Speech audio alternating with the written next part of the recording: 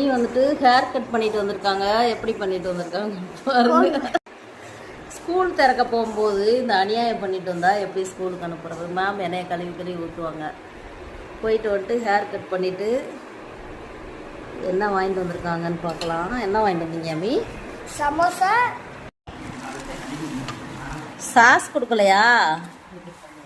சமோசா, கடலை வந்து வறுத்துட்டு வந்தாங்க வீட்டுக்காரு.